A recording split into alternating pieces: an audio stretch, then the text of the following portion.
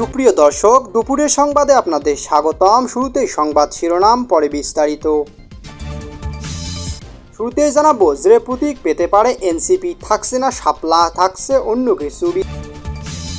জানাবো, মাথা থেতলে হত্যা, ফাইসা গেছি বললেন মূল হোতা রবিন, থাকছে বিস্তারিত।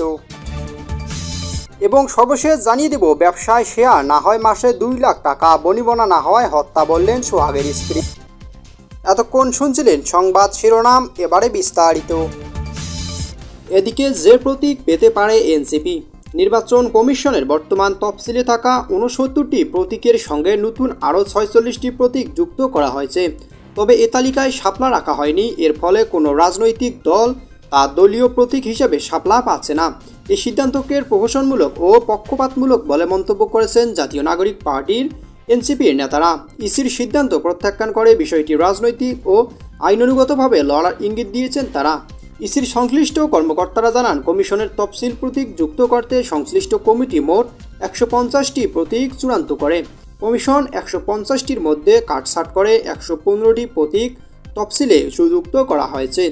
সিদ্ধান্ত অনুযায়ী 115টি প্রতীক আইন মন্ত্রণালয়ের ভেটিংয়ের জন্য পাঠানো হয়েছে। এতে শাপলা নেই। গত 20 জুন দল হিসেবে নিবন্ধিত জন্য ইসিতে আবেদন করে এনসিপি। তারা প্রতীকের প্রথম পছন্দ হিসেবে শাপলা চেয়েছিল।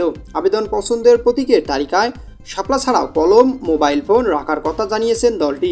এ 3 প্রতীকের মধ্যে ইসির নতুন তালিকা রয়েছে কলম ও মোবাইল ফোন। ফলে বলা যায়, দলীয় প্রতীক হিসাবে মোবাইল ফোন অথবা কলম পেতে পারে এনসিপি।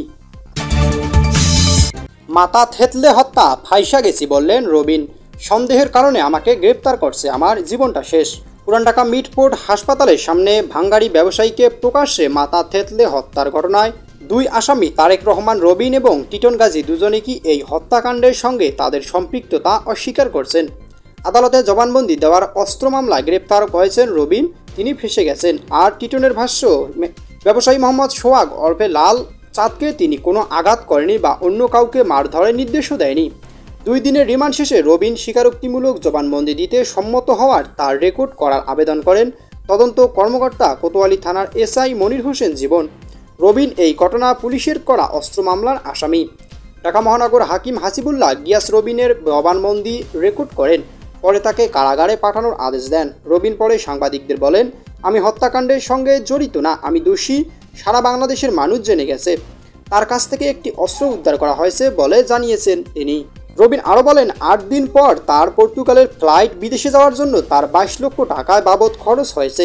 এই হত্যাকাণ্ডে জড়িতদের কারোর সঙ্গে তার সম্পর্ক নেই জানিয়েছে রবিন। বলেন, আমি ফাইসা গেছি, ঘটনাস্থলে ছিলাম না, সন্দেহের কারণে আমাকে গ্রেপ্তার করেছে।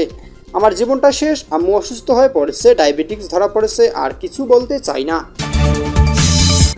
ব্যবসায় শেয়ার না হয় মাসে 2 লাখ টাকা, বনিবনা না হওয়ায় হত্যা বললেন সোহাগের স্ত্রী।